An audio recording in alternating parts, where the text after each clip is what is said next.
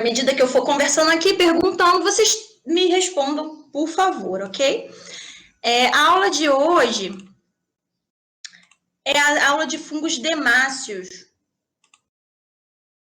também conhecida, questionário não, mas vai cair coisa aqui que eu vou falar na prova. Também conhecidos como dematiáceos, tá?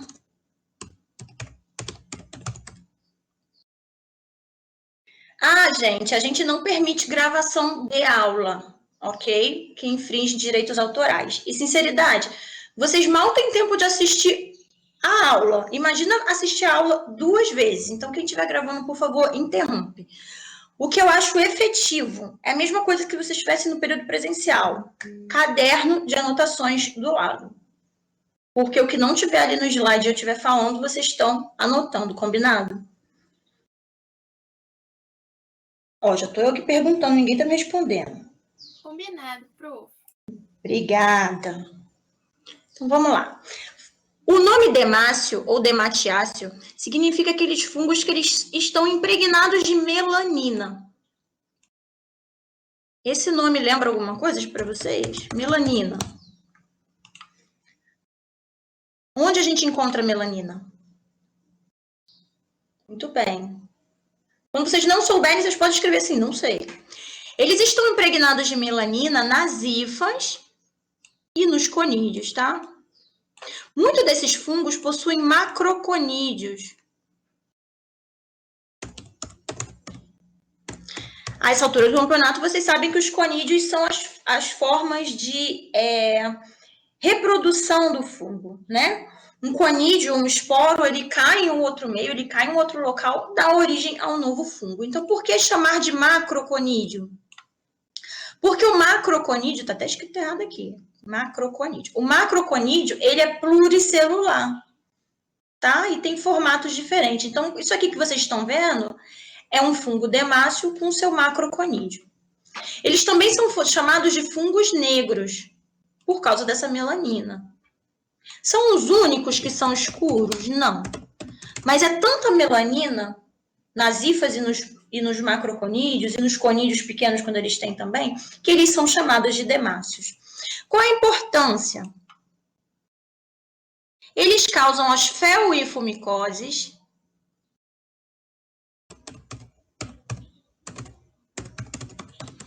as cromoblastomicoses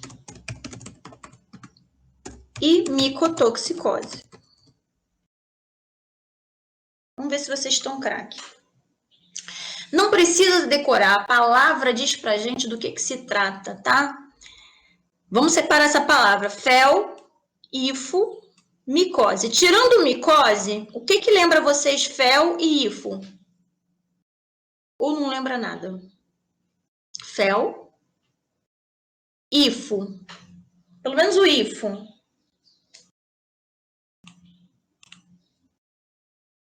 Micose a gente já sabe que é a afecção causada pelo fungo, né?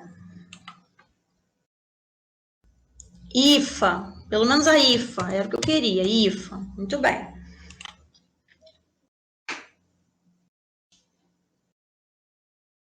IFO lembra as IFAs. Fel, não tinha como vocês saberem, mas é de escuridão. Preto, escuro, tá? E o cromoblasto, cromo e blasto.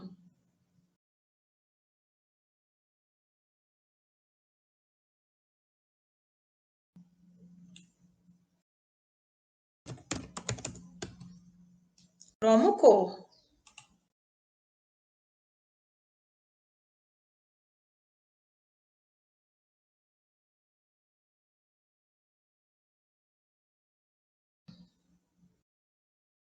Então já sabe que é uma micose que tem cor. Mesma coisa aqui, né? Uma micose fel que é escura. Blasto é um formato, sim.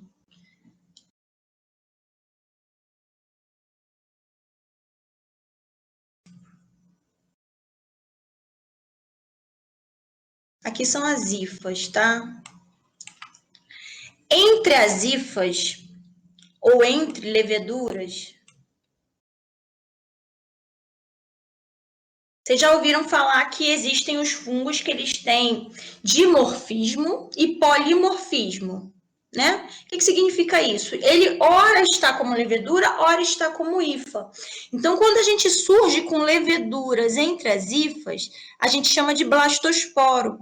Então, aqui é uma levedura que surgiu de uma hifa, tá? O blasto seria presença de leveduras entre hifas. Tá? Então, esses fungos causam as feoifomicoses, as cromoblastomicoses e as micotoxicoses.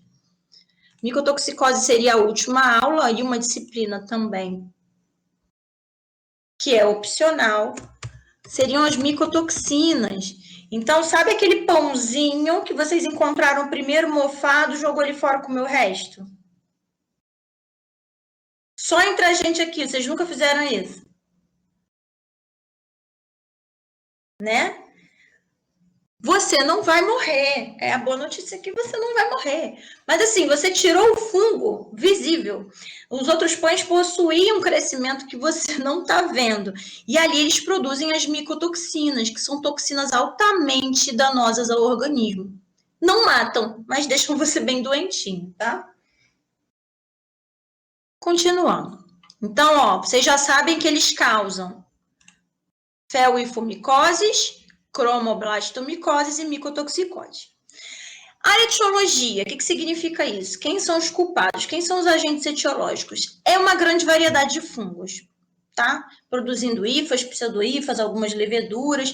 Ocorre, né, as feoifomicoses por implantação traumática do agente nos tecidos. Então, a gente entende em veterinária que implantação traumática, até mesmo medicina humana, é uma farpa de uma madeira, é um machucado que você está no campo e encosta num solo, é um galho, é uma folha seca, porque esses agentes também são saprófitas.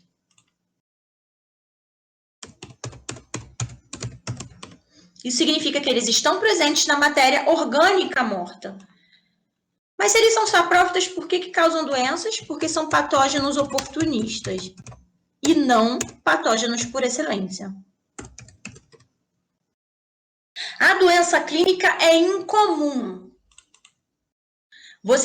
Ela pode ser visível ou pode ser não visível, mas assim, a doença clínica causando sinais e sintomas mais graves é incomum, tá? É óbvio que a severidade vai durar e depender da capacidade imunológica do hospedeiro. E São Paulo, para de me ligar. Então, ó, são saprófitas comumente isolados da madeira, do solo, dejetos de origem vegetal. Muitas espécies são agentes de feoifomicoses, cromoblastomicoses, micetomas, esqueci de falar do micetoma, ó. Micetoma e micotoxicose. O micetoma também é uma lesão subcutânea, causada por esses agentes também, porém ela tem uma aparência de tumor, ela é encapsulada. Então, grava isso aqui, ó, falei para gravar isso aqui. Tá, micotoxicose eu entendi, né? É quando eu ingiro um alimento lá que tem micotoxina. Não preciso ingerir o fungo. O micetoma eu também entendi. Ok. Mas como é que eu vou diferenciar a feoifomicose da cromoblastomicose?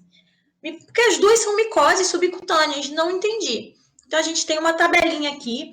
O único lugar que tem essa tabela é o livro do Higino, né, de micologia veterinária. Então, como é que a gente vai diferenciar? Primeiro, o local delas é sempre subcutâneo e cutâneo, tá? Tirando a feoifomicose, que ela pode se tornar sistêmica. Tá, até aí você não me disse nada. A etiologia da cromoblastomicose, ela tem apenas 4 gêneros. E a etiologia da feoifomicose tem uma porrada. Tá, até aí também você não me disse nada. Se eu olhar a lesão, eu não vou saber diferenciar. Eu não quero laboratório, professor, eu quero clínico. Agora vocês têm que prestar atenção. Mesmo que vocês forem trabalhar na clínica, vocês têm que pedir exame laboratorial e histopatológico, correto? O que eu vou encontrar na histopatologia? Lembra que aqui eu tenho IFA e aqui eu tenho IFA e levedura. Então aqui vocês vão observar IFAs pigmentadas marrom claras, ramificadas, muitas vezes retorcidas, tá? E aqui embaixo, células muriformes, que são as células leveduriformes acompanhadas de formas filamentosas. Entenderam as diferenças todas? Sendo que a principal é essa aqui. Então, vocês olhando para a lesão, vocês clínicos lá no consultório, só de olho, vocês conseguem diferenciar essa dessa? Ó, gente, comecei aqui a ficar chamando os espíritos. Daqui a pouco a gente faz um café. Todo mundo pode botar a foto do seu café. Não consigo, né? Então, eu só consigo como? Buscando a etiologia, mesmo assim, mais ou menos, e encontrando elementos fúngicos à histopatologia. Então, são duas afecções dificílimas da gente clinicamente separar, tá? E essas são as células muriformes, ou os corpos escleróticos, ou os corpos de Medler. São células que elas têm uma divisão, uma parede assim, ó. Tá? Seria um resquício de uma fissão binária. Isso ocorre aonde? É na histopatologia, não é na cultura, pelo amor de Deus. É na histopatologia, não é na cultura. Olha aqui, ó. As leveduras fazendo reprodução, né, por gemulação, algumas têm colarete, cheias de melanina. Isso caracteriza os corpos de Medler. E como é que são esses fungos? Porque eu vou levar um fragmento para a histopatologia. Esse fragmento tem que estar no formol ou no álcool, né? E eu tenho que levar um fragmento para micro, pelo amor de Deus, não suja esse fragmento com nada. Corre no gelo com aquele fragmento para microbiologia. Ele vai estar como? Esse fungo ele vai crescer de forma filamentosa, tá vendo? Em cima ele tem esse aspecto aveludado, ele é verde-oliva e o reverso vai sempre ser preto. Tá? Esses fungos, eles são muito pretos. Então, quando eles crescem em laboratório, eles não são marronzinhos, escurinhos, eles são totalmente pretos, por causa da alta concentração de melanina. Pergunto para vocês, e agora eu preciso de resposta, nem que seja não sei. Se eles são saprófitas e eles estão no ar também, que a gente respira, se eu levei um fragmento para o micologista e cresceu um fungo demáceo, como é que eu tenho certeza que esse fungo aqui é o fungo da infecção ou se ele não foi contaminação do ar? Pela quantidade que cresce, né? Esse é um ponto, quantidade. Vamos lá, vamos enumerar aqui.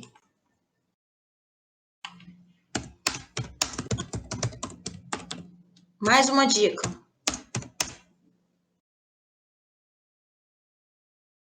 Porque contaminação, gente, pode acontecer.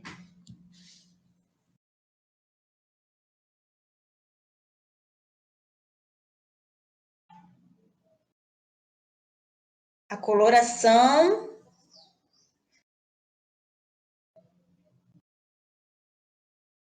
Por que a coloração? Não, eu tô tentando entender também.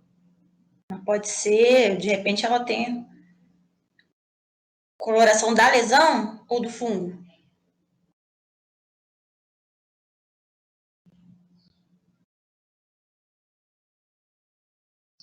Porque as lesões muitas vezes são escuras. Então, se fosse coloração da lesão,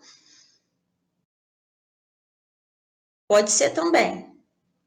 Característica da colônia. Então, vamos lá. Se eu estou com um fragmento crescendo numa placa, como é que eu vou explicar para vocês? A proximidade do crescimento. Acho que tempo também.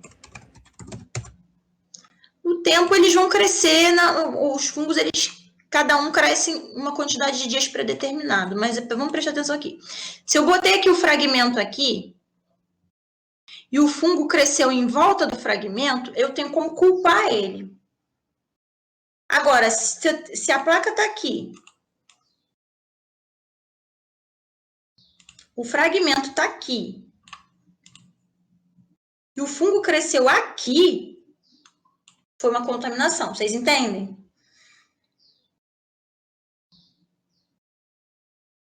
Agora, se ele cresceu aqui, ainda assim pode ser uma contaminação. Seja bem-vindo.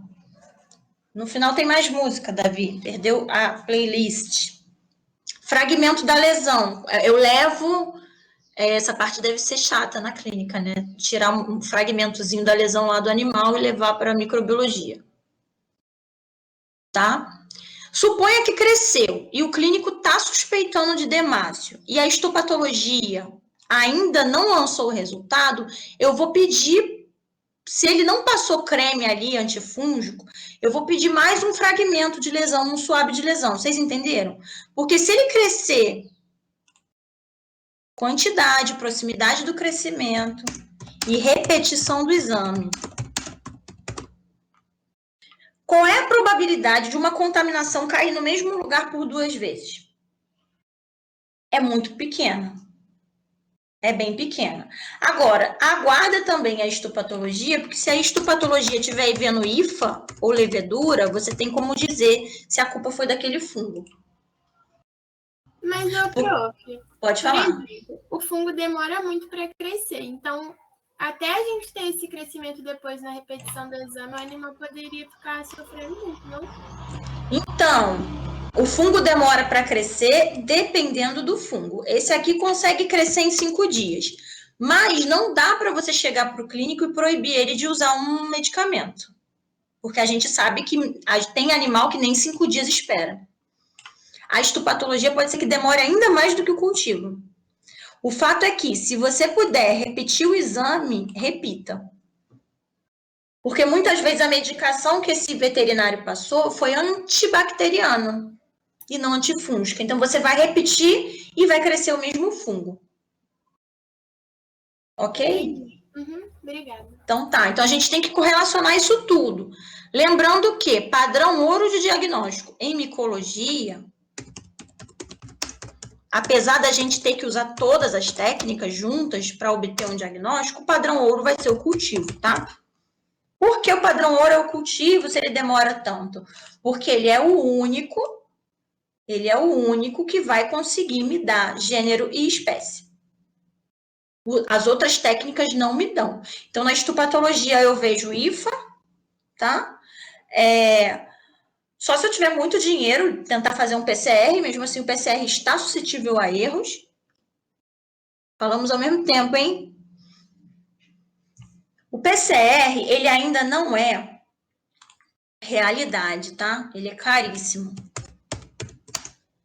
E ele também está suscetível a erros. Suponha que o PCR, e é possível, porque para quem não sabe, gente, é reação de polimerase em cadeia, ou cadeia de polimerase. É uma técnica que ela pega fragmentos do DNA. Então, suponha ali que o PCR tenha me dado aspergilos. Por que ele me deu aspergilos? Porque o demácio também é um fungo saprófita. Aspergilos também. Existem partes do DNA desses fungos que são muito semelhantes. Então, o PCR pode me dar o agente errado. O padrão ouro continua sendo o cultivo. Olha que colônias lindas, magníficas. Então, você nota que quando ela está novinha, porque ele cresce do centro para a borda, né? Quando ela está novinha, ela está branquinha, tá vendo? Então, a gente vê aqui a hifa ainda branquinha. Depois ela começa a produzir uma quantidade de melanina, deixando ela verde, oliva, preta ou marrom. Eles entram em contato com a epiderme por traumatismos ou uma lesão previamente aberta, não podendo descartar ainda a via aerógena. Tá? Isso aqui, gente, dá muito em humanos, né? Homens e mulheres que trabalham no campo. Então, muitas pessoas trabalham no campo segurando uma enxada ou fazendo agricultura, elas não têm o sapato, a roupa está rasgada, as mãos estão sem luvas, então entra uma farpa, senta num toco de madeira, aquele fungo penetra e causa uma lesão.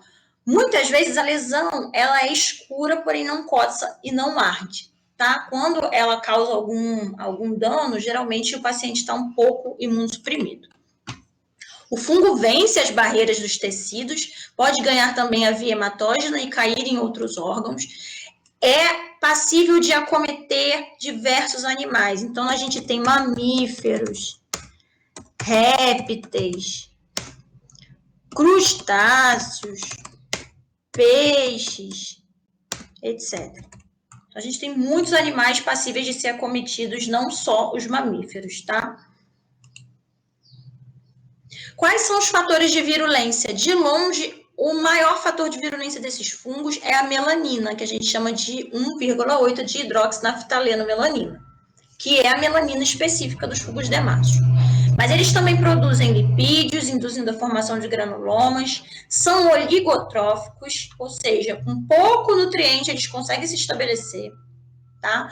Possuem peptídeos e carboidratos, são termotolerantes e produzem proteases e fosfolipáses. Quem são os agentes das felwifomicoses? Scopulariopsis, Cladofialófora, Exofiala, Cladosporium, Dechera, Curvulária, Alternária. Aí vocês vão ficar assim, chega, esses nomes estão me deixando tonta, né? Pode ser uma boa lista de nome de bebês, né? Não que vocês tenham que pensar em bebê agora, pelo amor de Deus. Outro slide. Esse.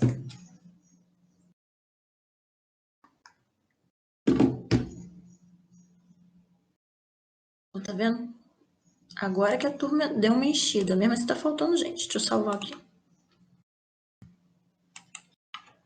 Professora, tem que saber o nome de todos eles? Todos não. Alguns dá para saber. E eu vou mostrar agora para vocês e vocês vão precisar saber, tá? Vamos mostrar? Olha que linda essa colônia em tubo, ó.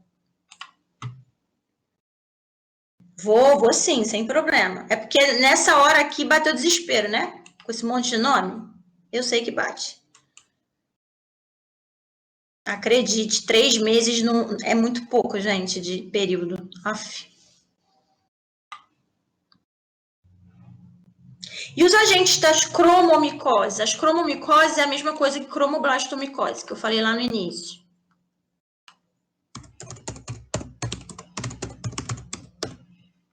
Quem são? São 4. Então, a gente tem uma riqueza menor aqui de agentes, lembra? O Cladosporium, a Fialófora, a Rhinocladiella e a Fonsecia.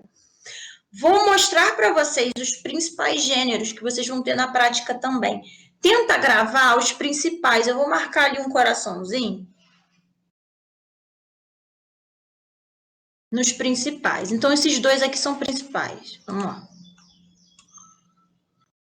O Locládio. Vocês não têm noção de como é difícil escrever com o mouse. E a Alternária. Vou mostrar para vocês que não é difícil gravar o gênero. Vamos lá. O que vocês estão vendo aqui? Hifas. Tá vendo? A hifa é um pouco mais clara do que o macroconídeo. Os macroconídeos e os conidióforos, que são aqueles que suportam os macroconídeos.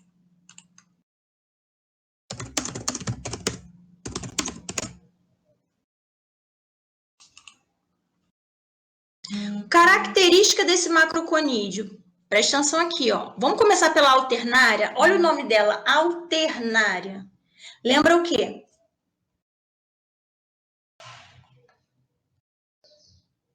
Alternância? Tipo, alternância, isso.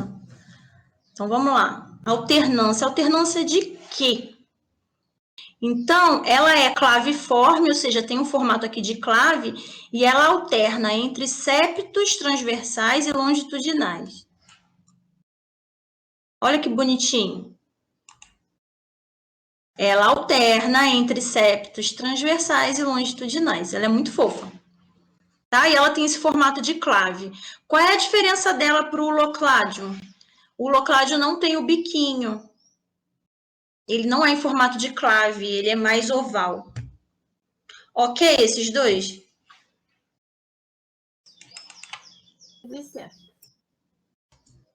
Não tá. Não é para gravar todos, mas esses aqui são os mais frequentes. E é o que vocês precisam gravar. Então, vou botar um coraçãozinho. Professora, Sim, no caso do Locladium, também é macroconídeo? é macroconídeo. Ok, obrigado. Ó, esses dois aqui também precisam saber, tá? Curvulária. Curvulária lembra curva. Então, ela tem um macroconídeo que é curvado e ela possui septos só numa direção. É o que os alunos do semestre passado chamaram assim, parece um croissant. A falar de croissant Nossa, é muito igual. às 2 da tarde é tenso, porque eu lembro de um croissant que no período presencial, um croissant de chocolate que vendia ali na Rural. Quem comeu esse croissant? Era muito bom, muito bom. Ele vendia, ai, muito bom. Agora vai entender, eu comia igual uma louca no período presencial e era mais magrinha. Aí tô sentada nessa cadeira aqui fazendo dieta, comendo cenoura, né? Era correria. De bicicleta para lá e para cá. Já andei muito de bicicleta de bate-sol, hein? Então tá, então vocês precisam saber a curvulária, ela tá com o coração aqui. Então você tem a hifa.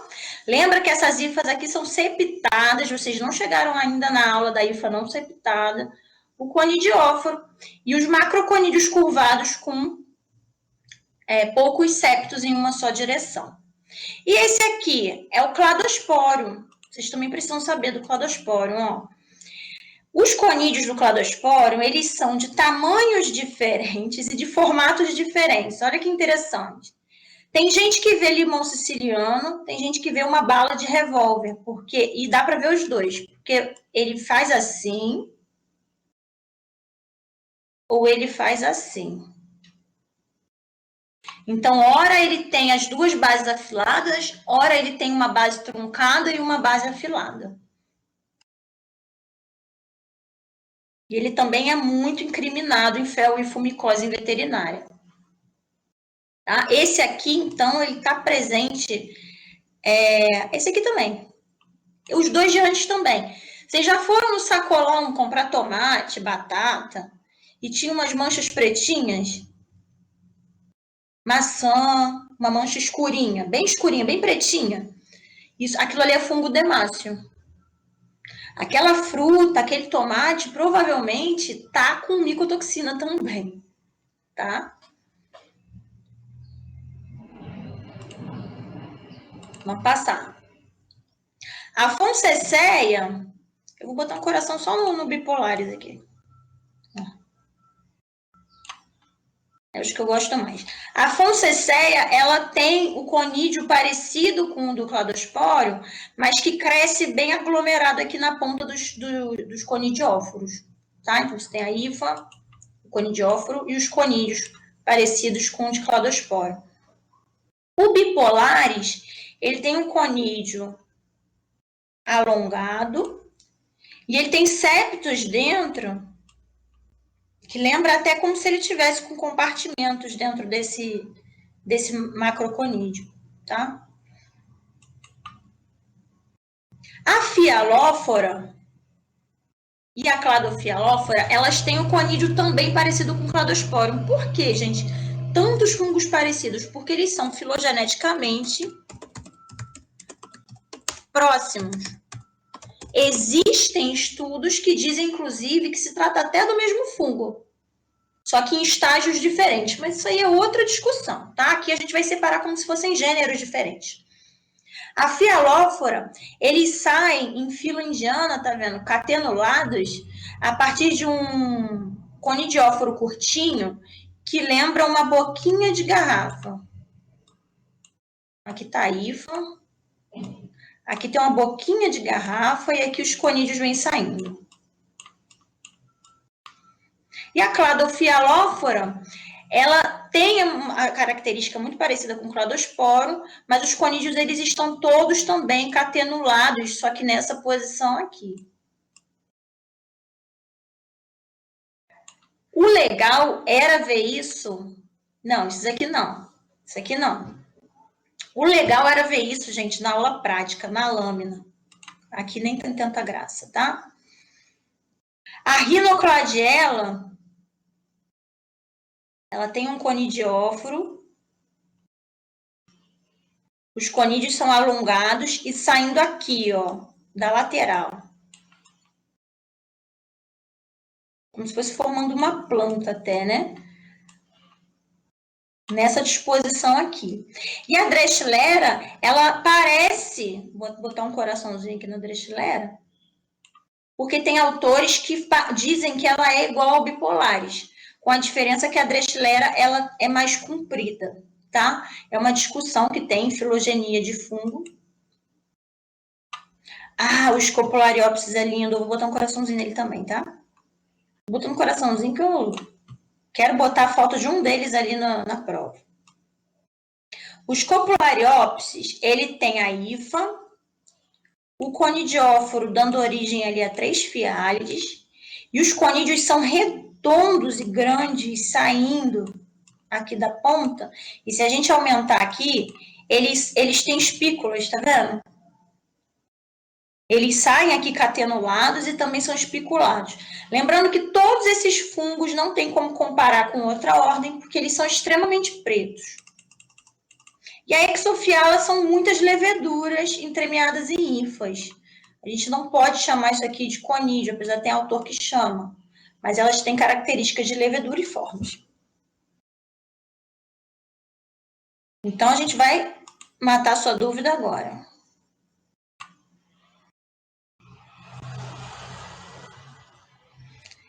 Eu estava com muita saudade do quadro, do presencial, aí eu fiz um quadro aqui, ó, no computador, que é para eu desenhar. Você tem a hifa. São estruturas multicelulares, né? Quando a gente faz um aumento, a gente vê que elas têm septos, ok? Ok. Se eu tenho macroconídeo, não importa se é conídeo ou macroconídeo, ele tem que sair de algum lugar, correto? Beleza. Se eu tenho um macroconídeo, existe uma hifa, que também é hifa, mas a função dela é formar o macroconídeo. Então, ó,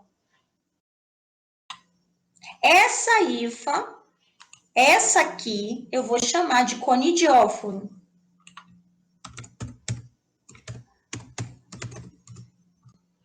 As outras podem ser hifas de sustentação. E aqui o macroconídeo, tá?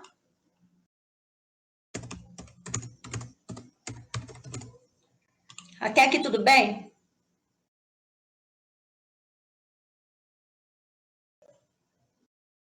Agora, existem fungos que não possuem macroconídeo. Eles possuem conídeos e são bolinhas. Bolinha, bolinha, bolinha. Uma bolinha que não dá para diferenciar uma da outra, que são todas iguais. Aí ele vai ter uma hifa, que também pode ser chamada de conidióforo. Só que aí quem dá origem a essas bolinhas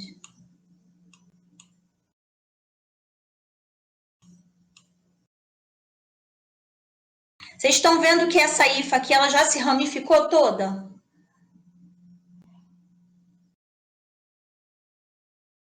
Já se ramificou toda. Então, contando de baixo para cima. O macete é contar de baixo para cima. No caso desse fungo aqui, quem está dando origem aos conídeos vai ser sempre a fiálide. Quem suporta a fiálide é a métula.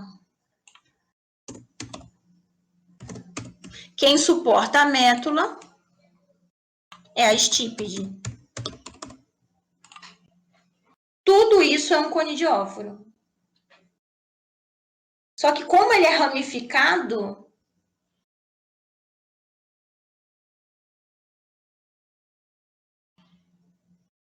você separa em fiálide, métula e estípede, geralmente, tá? Não é regra não, quando os conídeos são mais simples. Mas a gente tem exceções, por exemplo, o fusário tem macroconídeo mas tem conídeo pequeno também, e ele tem fiálide. Então, a gente conta de baixo para cima. Quando a gente tem um penicillium, vocês vão ter na aula de penicillium, não sei se sou eu que vou dar, acho que não. A aula de penicillium é assim, conta de cima até embaixo. Então, você tem o conídeo lá em cima. Quem dá origem ao conídeo? A fiálide. Quem suporta a fiálide? A métula. Quem suporta a métula? A estípite. Porque tem penicílios, mas eu não quero ficar entrando na aula das pessoas. Que é feio entrar na aula das pessoas, mas vamos lá.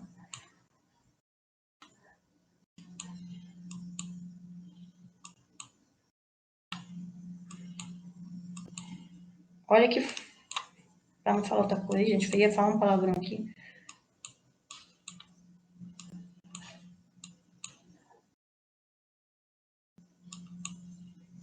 Vamos lá. Se quem dá origem ao conídeo, a fiálide está aqui. Embaixo da fiálide é a métula. Só que embaixo da métula ainda tem uma parte antes da estípite. Esse aqui é o ramo. Cara, estudar micologia é tenso.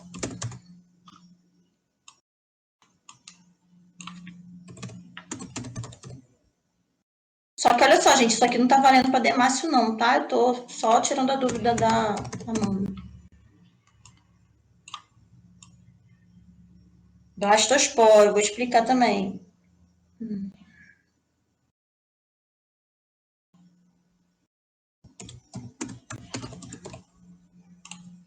Geralmente o blastosporo é assim, ó. Vocês já tiveram aula de cândida, não, né? A cândida é uma levedura. Safadinha ela. Por quê? Ela produz hifa e pseudo-hifa. Aí na aula de cândida vocês vão ver. Perto da hifa começa a brotar leveduras pequenininhas. Não é conídeo, é levedura. Colado aqui na hifa. Essas leveduras são os blastosporos.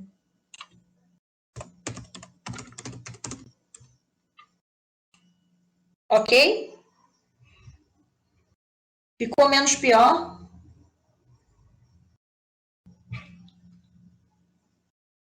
Ixi.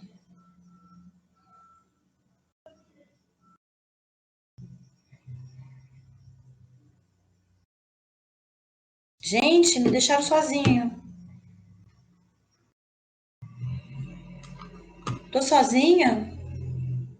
É porque depois desse desenho a cabeça dá uma travada. Não, mas calma, vamos devagar. Tem 3 meses pela frente. Quer dizer, um já foi, né? Já foi um mês? Não sei. Quem tiver dúvida, pergunta para a monitora. Se a monitora não der jeito, pergunta para mim, tá? Vamos voltar. Vamos voltar.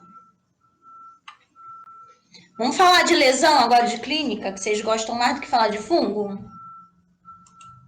Essa é uma tabela de alguns autores sobre felwifomicoses, tá? Em gatos.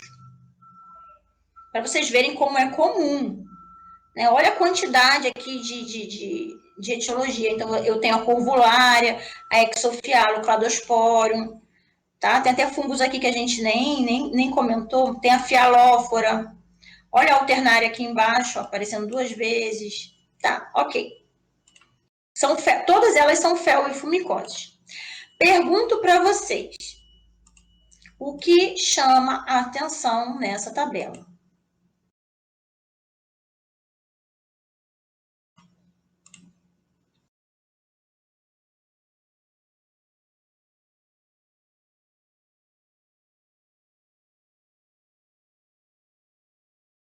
Várias coisas chamam muita atenção.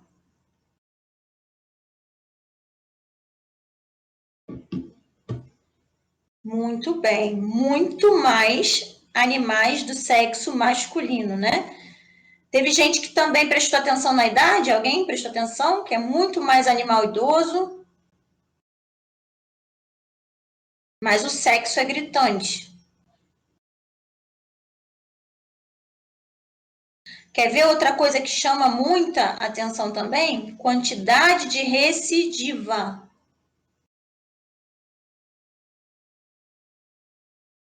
Os países também me chamaram a atenção, mas sabe por quê? Eles notificam.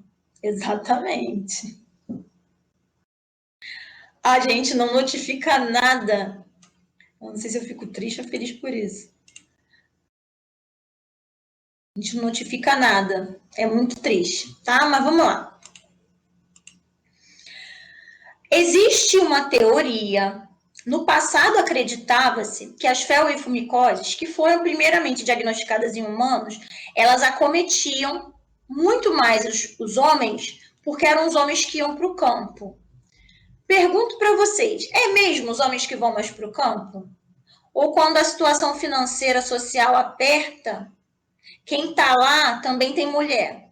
Tem mulher no campo, tem mulher trabalhando, tem mulher lidando com o solo, com a plantação. Então, essa teoria começou a cair um pouquinho. Aí perceberam e descobriram que a infecção menor nas mulheres não é atribuída a porque tem menos mulheres no campo, mas sim porque nas mulheres existe uma proteção, uma atividade protetiva ocasionada pela progesterona. Então, os nossos hormônios, principalmente a progesterona, ela influi como uma certa proteção ao desenvolvimento dos fungos demáceos, tá? Então, existe já uma tese sobre isso, que é agentes da cromoblastomicose, a relação da melanina como um fator de proteção, identificação por espectrofotometria no infravermelho, transformada de Fourier. Aí, nessa tese aqui, ele cita a progesterona como um agente que estaria inibindo o desenvolvimento, não que inibiria a infecção, o desenvolvimento das cromoblastomicoses. Aqui a gente tem feoifumicoses em cães. Vocês estão vendo aqui que está dividido? Só que aqui estaria dividido, será que é porque o número amostral está bem menor? Vocês já fizeram estatística quando o número está menor, né? É número amostral ainda que fala? Esse número amostral é pequeno, a gente não pode tirar grandes conclusões, tá? Mas a gente presta atenção aqui na curva horária, né, na cladofialófora, nos copulariópsis e no bipolares aqui como agentes que a gente percebe. Preste atenção também que muitas dessas feoifumicoses se tornaram sistêmicas, uma até cerebral. E agora a gente começa a ver caso clínico.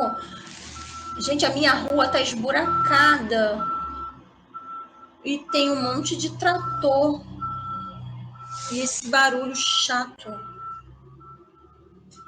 Eles decidiram fazer obra na chuva, eu não entendo isso. Vocês estão vendo esse pipipi? Muito ruim.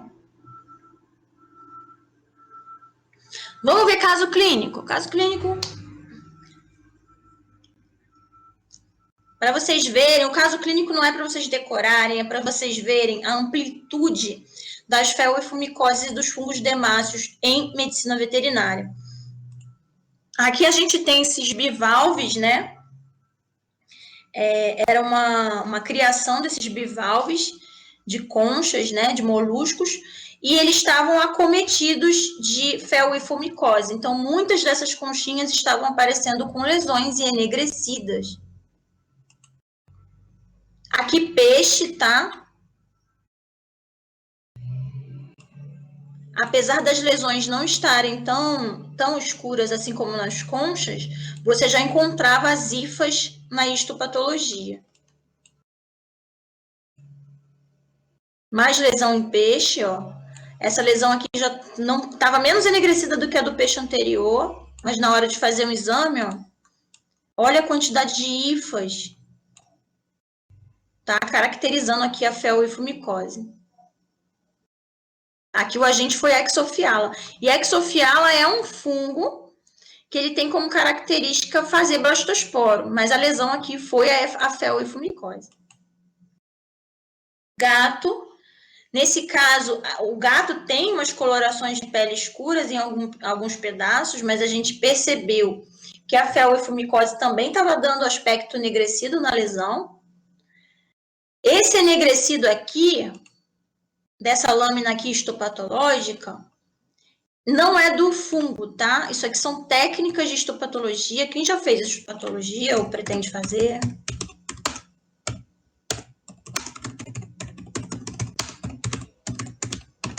Essa técnica aqui usa a impregnação por prata.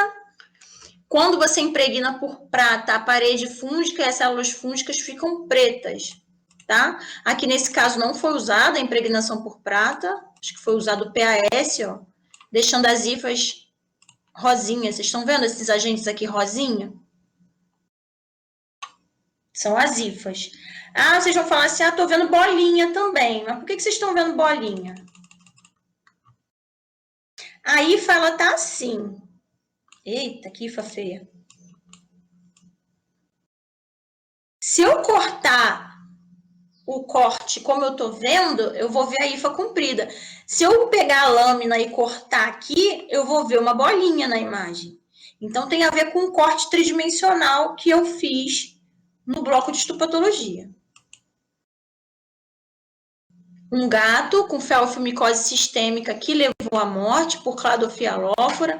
Então, a quantidade de hifas era imensa, tá?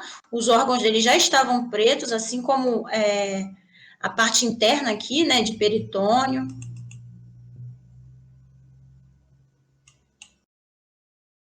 Lesão em cão. Implantação traumática ou via aerógena. E dependendo da capacidade imune do hospedeiro, ele se espalha ou não.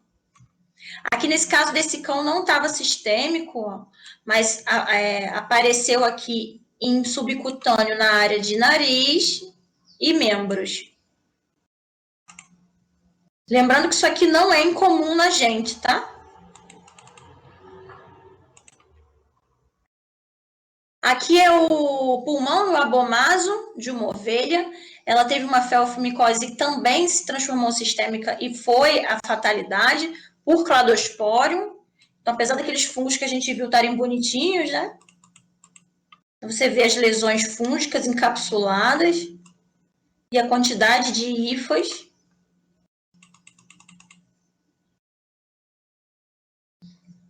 Cérebro de uma alpaca. Então, o fungo pode chegar até sistema nervoso. Quando o fungo chega ao sistema nervoso, você tem umas lesões que nem são tão escuras, mas você tem ali derramamento de vasos. E a gente sabe que a gente não pode ter extravasamento de vasos em sistema nervoso. Não necessariamente. A via aerógena é a mais efetiva para o fungo parar em via hematógena, né? Porque o pulmão, ele tem uma grande capilaridade e vai parar em via hematógena e para outros órgãos facilmente. Mas se esse animal tiver imunocomprometido, esse fungo pode ganhar via hematógena também por implantação traumática.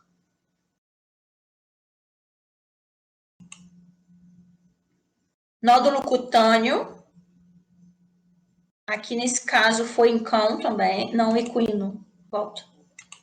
Aqui foi equino. Tá? Um nódulo, que a gente chama de biópsia. E aqui as hifas. Não sei se vocês estão conseguindo ver, elas estão de azul mais escuro.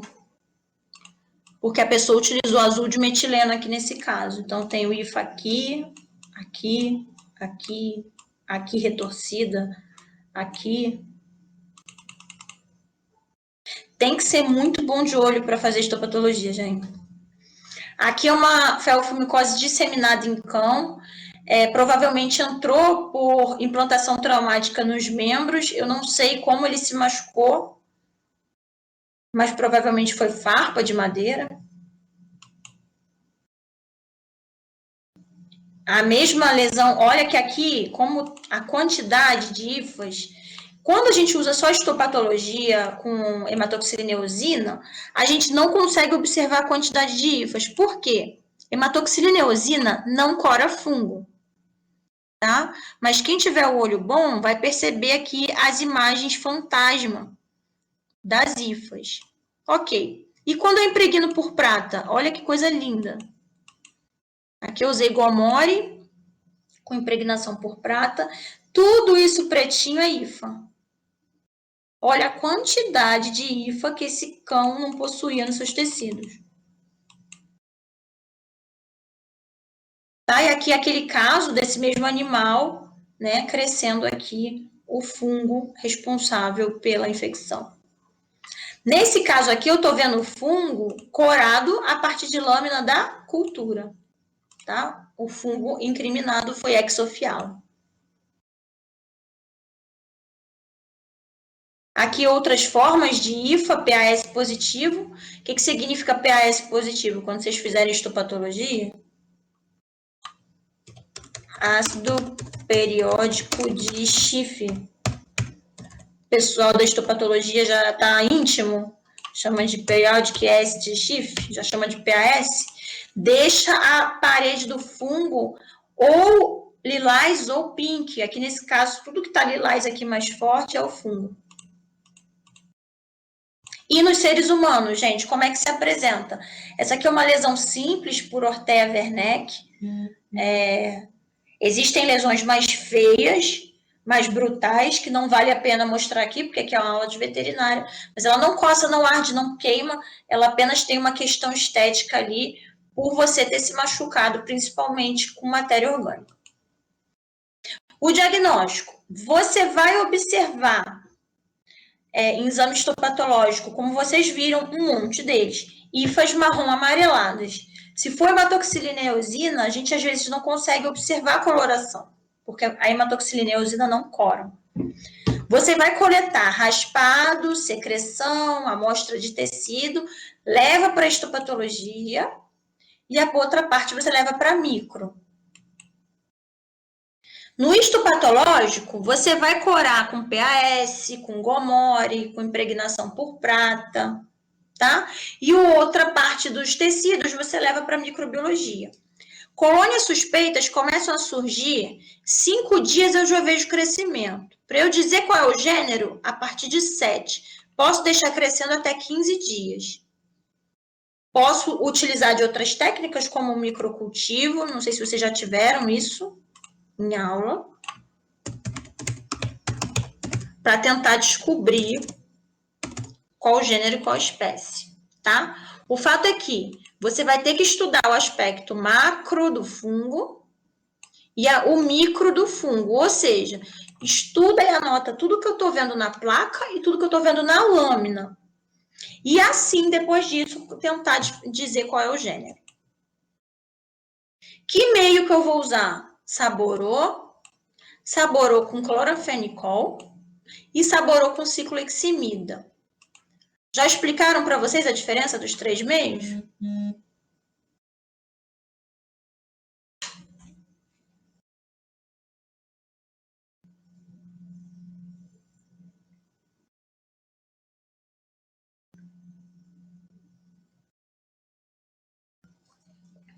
O saborô, ou saborô, né, que foi um grande micologista francês, por isso que ele tem esse nome, saborô, ele fez um meio que levava peptona. Quem fez a prática agora sabe. Gente, vocês não tiveram aula prática de nutrição, não? Acho que falou. Então, o primeiro meio, que é o saborô, mistura peptona, açúcar e água. Beleza, você tem um meio lindo. Vai ter aminoácido ali, vai ter fonte de carbono, vai ter água, ok. E agar também, para deixar durinho. O segundo, eu jogo cloranfenicol no saborô. O que é o cloranfenicol? É um antibiótico. Vai inibir bactéria. Ponto. E o terceiro é saborô com cloranfenicol e cicloheximida. A cicloheximida é um antifúngico. O antifúngico inibe certos grupos de fungos. Os demácios estão incluídos? Não. Então, eu posso usar saborô com cloranfenicol, saborô com cicloheximida, agar-batata, agar-malte, não importa. Qualquer um desses aqui vai me servir para eu isolar demácio. Ah, mas eu não sei se é um demácio. Se você não sabe se é um demácio, não usa só o micozel, que é o nome comercial desse danadinho aqui, né? Não usa só o micozel. Porque se for um fungo zigomiceto, ele não vai crescer, tá? Então, em micologia, a gente acaba usando um monte de meio, porque a gente não sabe, afinal de contas, quem vai crescer. Isso aqui vocês vão ter em aula prática, como preparar lâmina, tá? Não vou entrar em detalhes, senão a aula vai ficar extensa demais. Para resumir, você pode pegar o fungo utilizando alça de platina. Ai, gente, na época que minhas unhas ainda estavam pintadas, socorro. Aí você bota aqui o fungo aqui em cima de um clarificante. Clarificante é uma substância de hidróxido de sódio ou de potássio, porque o fungo possui melanina. Eu preciso clarear essa melanina para eu conseguir enxergar no microscópio, tá? Vou colocar a lamínula em cima e vou jogar para ser feliz. Ou, se eu tiver bastante técnica, eu vou pegar um durex, que é aqui a técnica da fita adesiva, e vou encostar o durex no fungo. Por que bastante prática? Porque senão eu enfio o dedo no fungo. Aí eu saio contaminada. Vou colar a fita durex em cima da lâmina e o durex vai me servir como lamínula. Eu posso observar diretamente. Ou posso fazer um microcultivo, tá? Em que eu cultivo o fungo aqui nesse pedacinho de agar e vou observar ele depois que ele cresceu. Isso aqui são vídeos que vocês vão ver na aula prática, tá? Como eu falei, o simples cultivo não vai te assegurar a natureza da infecção. Você tem que fazer teste de termotolerância, tem que fazer histopatologia, tem que pedir exame consecutivo. A técnica do durex, você tem que pegar um pedacinho de durex bem pequenininho e com 3 dedos, assim, um dedo segurar uma ponta, outro dedo segurar uma ponta e o dedo do meio aperta o fungo. Se você errar o dedo do meio, você enfiou a unha no fungo. É bem preocupante.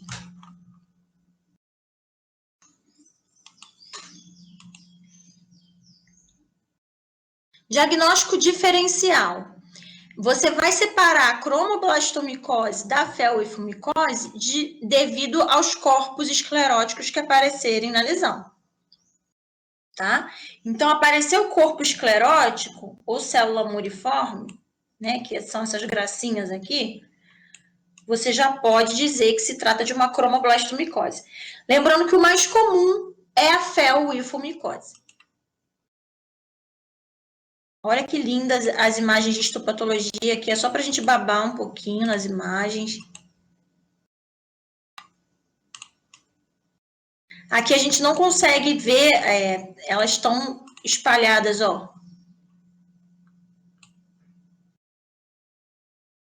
Aqui ela cortada longitudinalmente, transversalmente e aqui longitudinalmente. A imagem aqui tá ruim, mas era só para vocês verem como essas lesões aqui nesses animais ficaram pretas, né? Então, você tem lesão negra em cérebro, você tem lesão negra aqui, ó, em vários órgãos. E nem sei porque que a imagem tá tão ruim, porque é um artigo de 2012, parece que é de 1990. Aqui a quantidade de hifas. E o tratamento? Antifúngico, não tem jeito. Mas assim, não dá para você fazer somente a terapia antifúngica. Você tem que retirar aquela lesão, igual se fosse um tumor, com margem de segurança através de cirurgia. E assim associar a terapia antifúngica, tá? Não é uma lesão que é difícil da gente ver em clínica. É difícil do clínico suspeitar de felwifilmicose. Em geral, você recomenda a cirurgia com uma boa margem de segurança, como eu falei.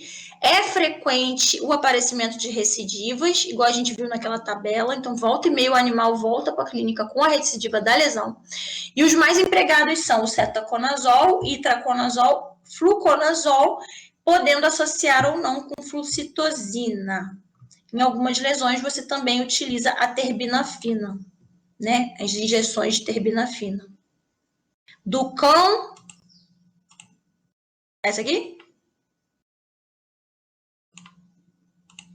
Ou a anterior?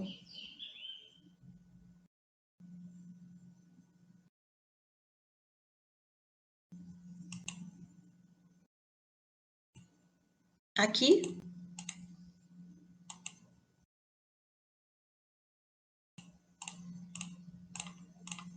Vou voltar, então, para as fotos. Não sei qual era.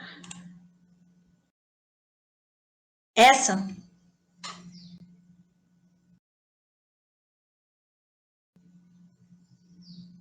Consegui acertar, Amanda? Não, né? Essa? É. Essa aqui, eu deixei 2 leituras para vocês fazerem para complementar a aula de hoje, tá? Que é um textinho, um resumo sobre demácios e o caso desse cão aqui. Tá lá no Siga. Para vocês darem uma lida assim.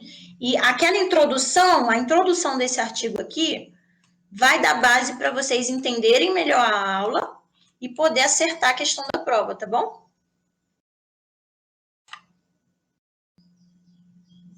Tá bom. Gente, foi um prazer conhecer vocês. Vamos tomar um café. Eu vou deixar aqui as músicas solicitadas. Não, sem questionário. Deixa o questionário para lá. Sem questionário. Vocês prometerem